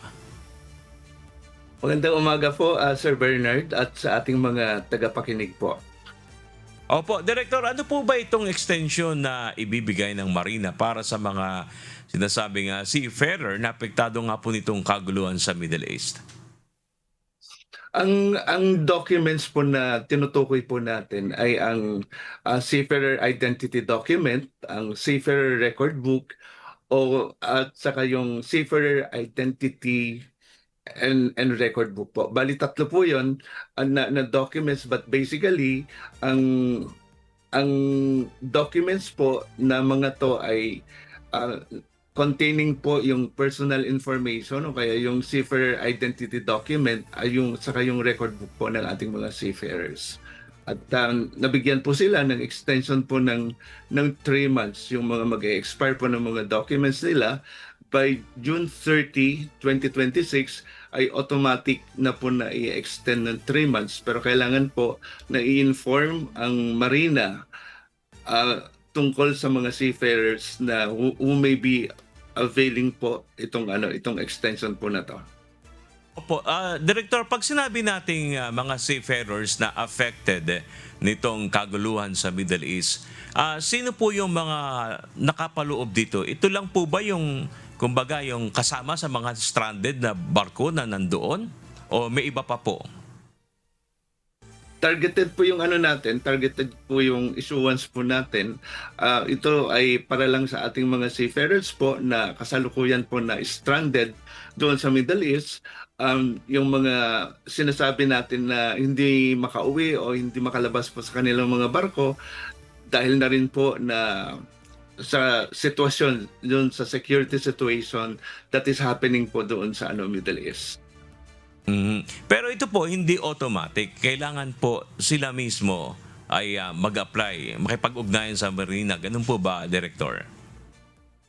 Automatic po na i-extend po ng Marina. Kailangan lang po na i-inform ng opisina po natin ng ating mga manning agencies po nila. Mga manning agencies po nila na nasa Pilipinas ang magsabi sa atin sa Marina para alam po natin yung mga seafarers na mabibigyan po ng extension ng validity ng kanilang mga seafarer documents. Ayun, so hindi pala ang isang tripulante o isang seafarer ang mayroong obligasyon. Dapat ang manning agency. Kung sakali po ba na hindi maasikaso nitong manning agency, itong mga dapat na i-apply o inform sa Marina, ano po ang magiging next na hakbang ng Marina o paano po ba yun kung maapektuhan yung ating mga kababayang Pilipino naman? Sir Bernard, actually yung ating mga manning agencies po dito sa na nakabase po dito sa, of course, sa Manila and other parts po ng country po natin ay napaka-responsable naman po sila. And in fact, nakikipag-ugnayan din po sila sa atin, nakikipag-ugnayan din po tayo sa kanila kasi sa mga sitwasyon na ngayon kailangan po natin ng magtulungan sa broader response po natin to promote and protect the welfare po ng ating mga seafarers. Kasi simula po nung nagsimula yung kaguluhan, of course, marami na po yung mga seafarers na nagkakaroon na po ng issue basically sa mental health po nila. That's really very important po na kailangan din po kahit sa ganitong pamamaraan, nakakatulong din po tayo sa kanila na we promote their welfare at the same time to ensure that at any given time valid po yung kanilang mga documents. That's good to hear po na meron palang ganong pakikipag-ugnayan at active sila. Nabanggit niyo po yung mental health ng mga seafarers natin. Meron na po bang reported na gano'n na medyo kumbaga naapektuhan na ang kanilang mental health at meron naman po tayong ginawang parang ano po ba yun? Parang dito sa Pilipinas, pag may mga na-encounter na nasunugan, biktima ng kalamidad, kinakausap ng DSWD, meron po bang pagkaganyang mga reported na mental health, kumbaga, siguro stress, kung ano naman po tawag nyo doon, ano po naman ang ginagawang, kumbaga, ayuda o tulong natin doon pagka ganun? Actually, Sir Bernard, yung pagbabarko ay napaka-stressful na po 'yan. At sinasabi nga po natin, once na lumabas na po sila, yung barko ay humiwalay na po sa lupa at sila ay nasa dagat na. Sinasabi po natin na sobrang hirap po doon. Sila-sila lang magkakasama sa barko. That's why doon na mismo under normal condition nagkakaroon na po ng mental health issues. At lalong-lalo na po ngayon na nasa Middle East, nasa conflict zone yung karamihan sa ating mga seafarers ay nagkakaroon na po sila ng anxiety because kailangan din po natin maintindihan na yung provision din po ng pagkain po nila ay isang buwan, may isang buwan kasi prepared lang po ito para sa, for example, yung journey from Middle East to Australia, Middle East to the US, and so on and so forth. Kaya binabantayan din po natin. Of course, ang DMW ang on top sa sitwasyon na to, but Marina is always be there, ready, na tumulong din po sa ating mga kapwa ahensya sa gobyerno. Director, itong mga ano po natin na to, na mga kababayan nating seafarers na affected, meron po ba yung mga barko nila na parang internet, ano po yung means of communication na nakakausap natin sila? Kasi sa pagkakalam ko po, may tama po ba, may mga barko minsan hindi lahat may internet o controlled yung binibigay sa kanilang access? Ay isa sa mga features po ngayon ng ating mga ng mga barko ay accessible po yung ating mga seafarers, may access po sila sa internet connection. Ilang ano po ba, kung may idea po kayo, rough estimate, kung ilan po itong pinag-uusapan nating seafarers na affected? Actually po at any given time, pwede po natin sabihin na worldwide, we have more or less 500,000 Filipino seafarers. As to how many are yung nandun po sa Middle East, it's something po na mahirap pong tansyahin kasi isa po sa mga transit points yung Strait of Hormuz. So libo-libo na po, nakakasigurado po tayo na libo-libo na po ang ating mga barko na pwedeng stranded na doon, and much more sinasabi po nila na sa isang barko ay hindi pwedeng wala pong Pilipino doon. Ito po, Director, kumusta naman po yung monitoring natin doon sa 4 na Philippine flagships na nasa conflict zone pa rin? Ito po ba ay nasang area po ba sila sa Strait of Hormuz? Nandun po ba sila sa sinasabing bukana o nandun sila sa loob hindi makalabas? Actually, binabantayan po natin yung 4 na Philippine flagships po na currently stranded po doon sa Middle East. Wala po sila doon sa bukana ng Strait of Hormuz. Nandun po sila sa UAE, tapos yung isa ay nasa Oman. The only thing is that hindi po sila makalabas-labas dahil nga po sa security situation doon po sa Strait of Hormuz. So, hindi dahil Strait of Hormuz lang po yung pinag-uusapan po natin dito. Of course, mahirap din po sa kanila na basta-basta na lang po na maglalayag. Although we are hoping still na yung mga diplomatic representation po ng ating gobyerno ay makatulong po sa ating mga Philippine flagships. 4 po sila, at ang ibig sabihin, pag Philippine flagships po, all Filipino crew po yan. Curious lang po ako, Director, nabanggit nyo kasi kanina yung isa din sa, kumbaga, yung food supply nila good for 1 month. Paano po kaya yun pagka medyo humaba pa itong gulo sa Middle East? Paano po ang supply nila?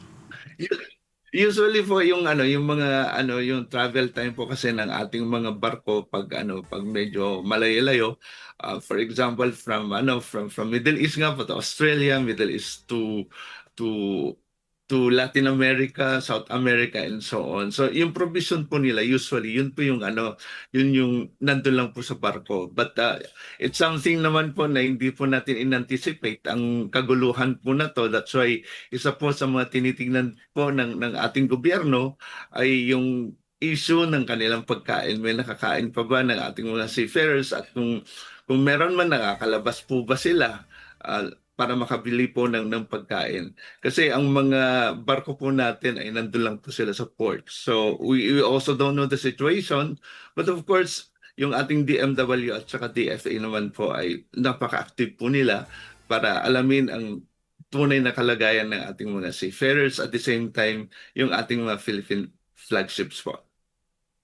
It's good to hear po na nakatutok ang ating gobyerno para dito sa ating mga kababayan na seafarers na affected ng conflict dito sa Middle East. Director, siguro po bibigay ko sa inyo yung panghuli, pagkakataon. Baka may mensahe po kayo na gustong ibigay sa ating mga kababayan. Siguro lalo na kung para dun sa mga may kamag-anak po dun sa na seafarer na apektado po nitong gulo sa Middle East. Nasa inyo po ang pagkakataon, Director. Sir Bernard, ang Marina remains committed po to supporting our Filipino seafarers during these difficult times, while ensuring po yung compliance po ng international maritime standards. Kailangan po natin na i-extend ang validity ng kanilang seafarer related documents. Ito po yung record book saka yung identity document po. Patuloy po tayo na nakaantabay at hanggang tumulong at any given time. Active po tayo na ikipag-ugnayan po sa mga iba't ibang ahensya ng gobyerno, because this is one way for us to ensure na whole of government approach po ang mga action po natin tungkol sa issue po ng kaguluhan po dun sa Middle East. At sa ngalan po ni Secretary Banoy Lopez at saka si Ma'am Sonia Malaluan, ang ating administrator, makaasa po lahat na ang Marina ay on top din po sa mga okasyon na kung saan siya ay may mandato. Alright, maraming salamat po, Director Louie De Los Santos, ang spokesperson ng Maritime Industry Authority o Marina. Maraming salamat po at muli magandang umaga po. Magandang umaga po at salamat din po. Hataw Balita Ngayon. And this time, mga kasambahay, para ihatid naman sa atin ang latest na presyo ng mga pangunahing bilihin nasa Pasay City. Ang ating kasama na si Mike Zamson live. Live report. Mikey, magandang umaga. Saan palengke kayo? Dumayo ngayong araw ng Lunes. At magkano ang presyohan ang manok dyan sa lugar na yan? Dyan sa market na yan, Mikey?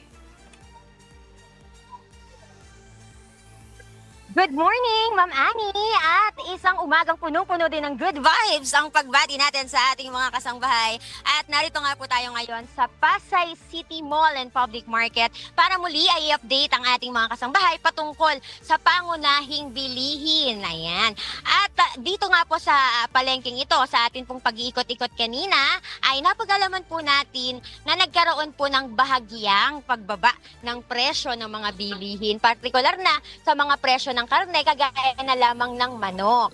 At sa presyo naman po ng gulay, ang sabi po nila ay merong pagkakaiba. Minsan tumataas, minsan bumababa. Depende po sa supply din na dumadating din po sa kanila. At para naman po sa ibang mga presyo pa po natin dito sa Pasay City Mall and Public Market, ang presyo po ng ating manok, ayan, ang paa po, ang bawat kilo ay 140 pesos. Ang drumstick at wings naman, ang bawat kilo niyan ay 220 pesos. Ang whole dressed chicken po natin ay 190 pesos ang bawat kilo. At sa baboy naman po, ang isang kilo ng kasim ay 330 pesos. Ang pigi naman po ay 330 din. Gayon din ang pork chop, 330 din po ang bawat kilo. Ang liempo naman po, ang isang kilo niyan ay 400 pesos at ang pata naman po ay nagkakahalaga ng 290 pesos. Para naman po sa mga isda, ang bangus po ay nagkakahalaga ng 180 to 200 pesos. Ang kilo naman ng alumahan ay nagkakahalaga ng 220 pesos. Ang galunggong po ay nagkakahalaga ng 160 pesos. Ang tilapia ay nagkakahalaga ng 160 pesos. Ang dalagang bukid ay nagkakahalaga ng 200 160 ang bawat kilo. Ang tulingan naman po, ang 1 kilo ay nagkakahalaga ng 140 at ang lapu-lapu ay ang nagkakahalaga ng 150 ang bawat kilo. Sa gulay naman po tayo, ang talbos po ng kamote, ang bawat tali ay 15 pesos, ang alugbati naman ay 15 pesos din, ang pechay Tagalog ay 15 pesos din at gayon din ang kangkong. 15 pesos din po ang bawat tali. Ang talong naman po ay 80 pesos ang bawat kilo, ang ampalaya ay 100 ang bawat kilo at ang okra naman ay nasa 10 piso ang bawat tali. At yan po ang mga presyo ng bilihin dito sa Pasay City Mall and Public Market. Gusto po rin natin i-shout out sila Sir Richard ng Julia's Pork Place Stall number E029 at si Jobet and Chris Fresh Chicken Stall number D063 dito sa Pasay City Mall and Public Market. At ina-acknowledge din naman po natin ang ating mga mothers, ang ating mga brethren from Pasay City, gaya na rin ang lahat ng mga vendors at admin, ang security and marshals dito po sa Pasay City Public Mall and Market. Maraming salamat po. Balik po muna sa inyo dyan sa studio. Yes, Mikey! Maraming salamat. Magandang umaga sa inyo dyan. Kasama si Judren at saka si Josa and Brad Oscar Antonio and family. Yan, nakikinig sa presyo ng mga pangunahing produkto natin dyan sa palengke. Maraming salamat. Magandang umaga po sa inyo. Regional News. Inirekomenda ng Department of Environment and Natural Resources Region 7 ang paglimita sa mga outdoor activities at pagsasagawa ng mga indoor events habang papalapit ang ASEAN Summit sa Cebu dahil sa hindi pa tiyak na kalidad ng hangin sa rehiyon. Si Gladys Tuabi, humahataw. Ngayong hindi pa rin lubusan na bumubuti ang kalidad ng hangin sa Cebu, iminumungkahi ng Department of Environment and Natural Resources Region 7 na gawing indoors ang mga aktibidad at limitahan ang outdoor event ng mga delegado para sa gaganaping ASEAN Summit sa darating na May 7 hanggang May 8. Sa ngayon ay nasa fair category ang air quality sa Cebu. Sa kabila nito, tiniyak naman ng Cebu na nasa 70% hanggang 80% na ang kahandaan ng probinsya para sa ASEAN Summit, habang may ilang mga detalye pa ang inaasikaso upang masigurong maayos at ligtas ang pagdaraos ng pulong. We are now conducting rehearsals. Sa pagkakaroon, there is an ongoing drills, evacuation drills, security drills sa venue, sa hotels. In terms of preparedness, we are now 70 to 90%, and in fact, we are now conducting drills how to do about the security checks and evacuation, etc., in emergency preparedness and response. Kabilang sa mga naihanda na ang latag ng seguridad para sa mga paparating na delegado mula sa mga ASEAN member countries. Karamihan sa mga aktibidad ay gaganapin sa Lapu-Lapu City, kaya naman asahan na ang mga road closure sa mga kalsadang daraanan ng mga delegado. Try to prepare the people. Every day since January, we're teaching the people on what to do in case fire will happen, in case there are medical emergencies. Nanuan giyatan nato because again, some roads will be closed. Yes, we prepare the people and then we capacitate them, we provided them with necessary things so that when that summit comes, di sila mo reklamo, they are prepared, their part sa among giingon nga gracious host. Nakiusap naman ang mga otoridad sa mga residente sa Cebu na i-welcome ang mga delegado at humingi ng pangunawa sa mga inconvenience na maaaring maranasan sa pagdaraos ng ASEAN Summit. Gladys Tuabi, humahataw sa balita ngayon.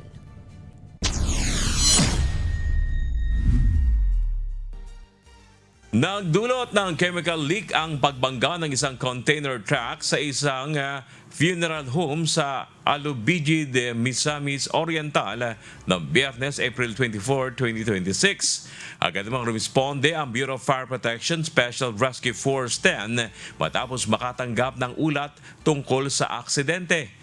Batay sa investigasyon, nawalan umano ng kontrol ang container truck dahilan para bumangga ito sa isang funeral home. Dahil dito nasira ang drum na lagayan ng formalin sa loob ng establishmento na nagresulta sa pagtagas ng tinatayang nasa 200 litro ng kemikal. Agad namang ini-isolate ang lugar upang maiwasan ang posibleng peligro sa mga residente at dumadaang motorista. Upang maiwasan ang pagkalat ng kemikal, hinugasan ng tubig ang kumalat na formalin. Hataw Balita ngayon. Samantala, lumalala ang suliranin sa supply ng tubig sa Butuan City matapos bumagsak ang produksyon mula sa Tagibo Watershed, ang pangunahing pinagkukunan ng tubig sa lungsod. Mula sa normal na produksyon, bumaba na lamang sa 34 million liters per day ang naibibigay ng Tagibo Aquatic Solutions Corporation na malayo sa kinakailangang supply para sa mga residente. Dahil dito, unti-unti nang nararamdaman ang epekto ng kakulangan sa tubig, lalo na sa mga malalayong komunidad na ngayon ay halos hindi na naaabot ng supply.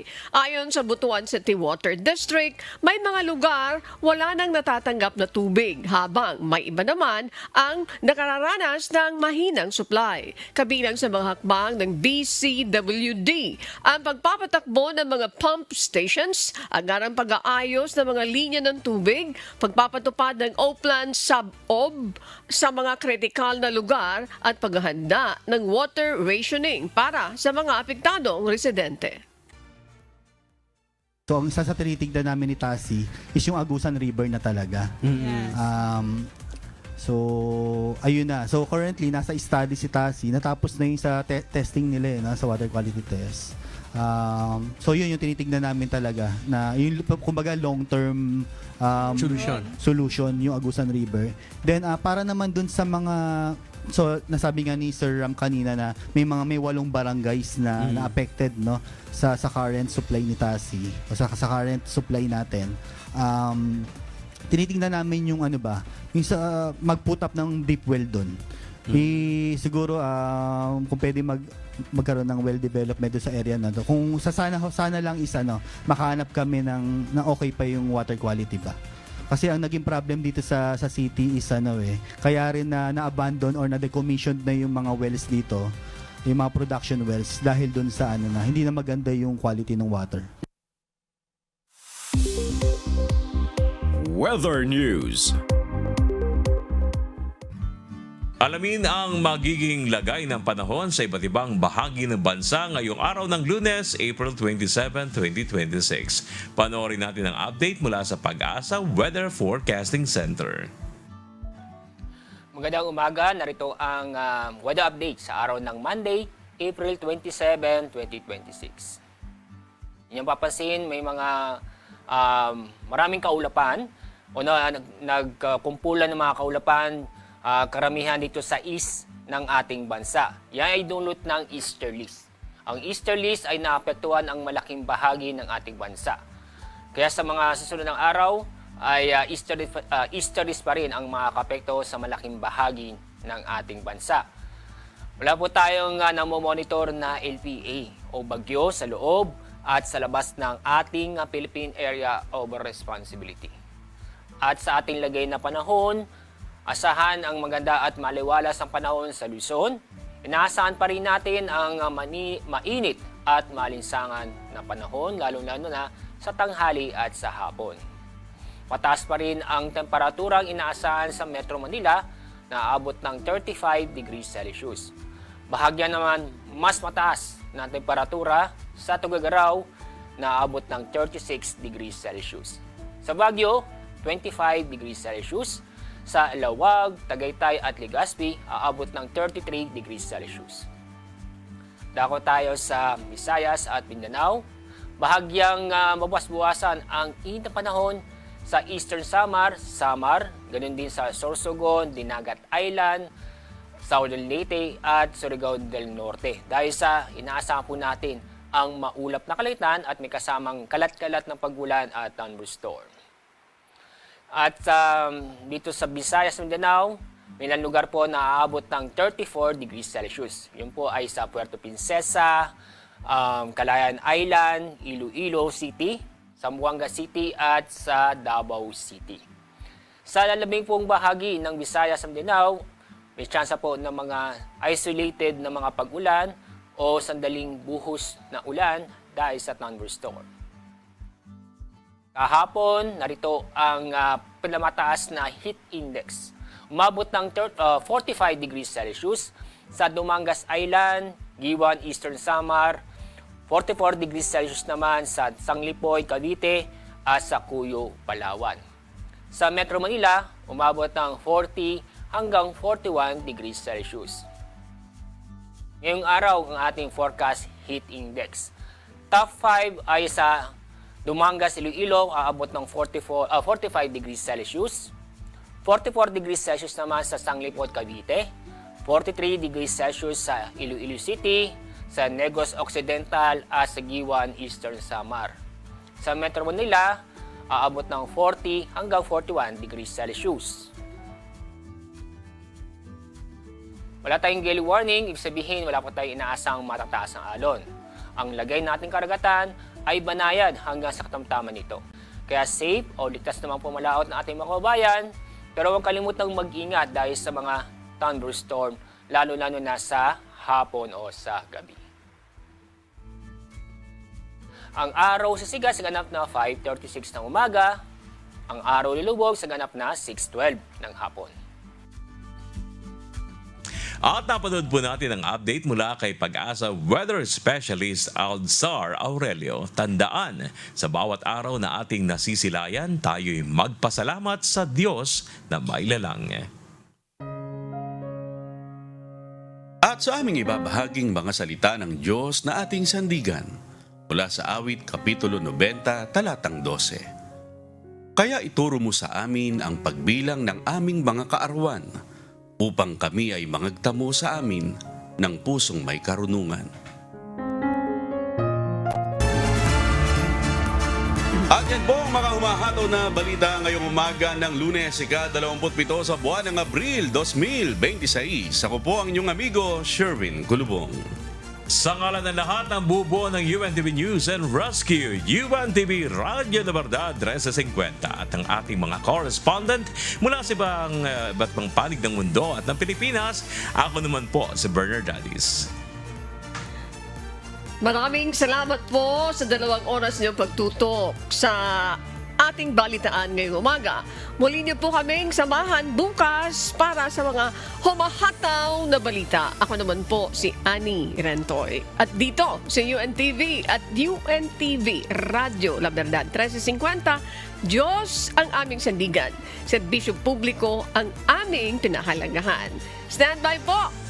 Susunod na ang Good Morning, Kuya. Salamat po sa Diyos at magandang umaga.